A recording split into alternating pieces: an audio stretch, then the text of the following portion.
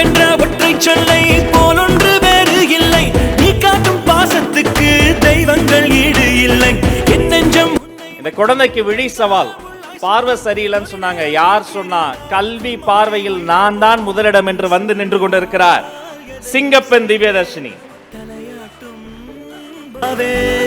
செத்தாலும் புதைத்தாலும் செடியாக முளைத்தாலும் என் வாசம் உனக்கல்ல. இங்கே அமர்ந்திருக்கும் அனைவருக்கும், மக்கள் நெஞ்சில் குடியிருக்கும் எங்கள் தளபதி அண்ணா அவர்களுக்கும் வணக்கம்.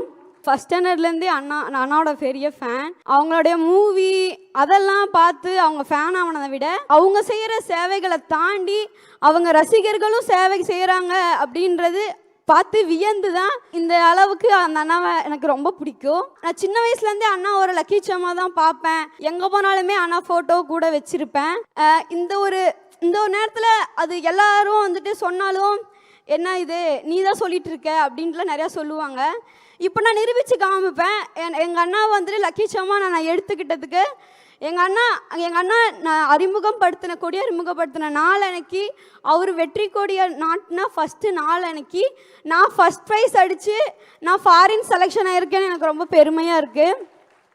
அண்ணாவுடைய ஃபேன்ஸை பற்றி நான் உங்களுக்கு முக்கியமாக சொல்லி ஆகணும். ஏன்னா சும்மா நார்மலாக வந்துட்டு அண்ணா ஃபஸ்ட்டு நான் வந்துட்டு அண்ணாவுக்கு வந்துட்டு அட்வான்ஸ் ஹாப்பி பர்த்டே விஷ் பண்ணிக்கிறேன்.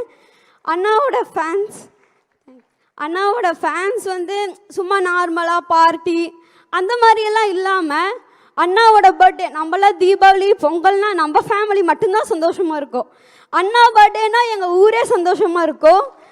அங்கே ஃபுல்லாக மக்கள் உங்களுக்கு தெரியும் தானத்திலேயே சிறந்ததானோ அன்னதானோன்னுட்டு அங்கே மக்கள்லாம் ஒரு வேளை சாப்பாட்டுக்கு எவ்வளோ கஷ்டப்பட்டுட்டு இருப்பாங்க. எத்தனை பேர் சாப்பாடு இல்லாமல் இருப்பாங்க. அந்த ஒரு நாள் ஃபுல்லாக எங்கள் ஊரில் வந்துட்டு அன்னதானம் நடக்கும். காலையிலேருந்து ஈவினிங் நைட் வரைக்குமே கூட செலப்ரேஷன் ஃபுல்லாக இருக்கும். எல்லாருமே வந்துட்டு எதை கொடுத்தாலும் போதும் அப்படின்னு சொல்லாத இந்த உலகத்தில் போதும்னு வாய்விட்டு சொல்கிற ஒரே விஷயம் சாப்பாடு மட்டும்தான். அந்த அவ்வளோ பெரிய சேவையை செய்கிறாங்க எங்கள் அண்ணா ரசிகர்கள். அது இப்போன்னு இல்லை, 10 வருஷத்துக்கு மேலேருந்தே நடந்துக்கிட்டு தான் இருக்குது. அண்ணாவுடைய கிளப் மூலியமாக நடந்துகிட்ருக்கு, அண்ணா ரசிகர்கள் மூலியமாக நடந்துகிட்ருக்கு. அண்ணா அரசியலுக்கு வராங்க அதனால தான் இப்படி அப்படின்லாம் நிறையா பேர் சொல்கிறாங்க. அப்படி இல்லை, அண்ணாவோட ரசிகர்கள் எப்போ இருப்போமோ அது வரைக்குமே இந்த சேவை தொடர்ந்துக்கிட்டே இருக்கும்.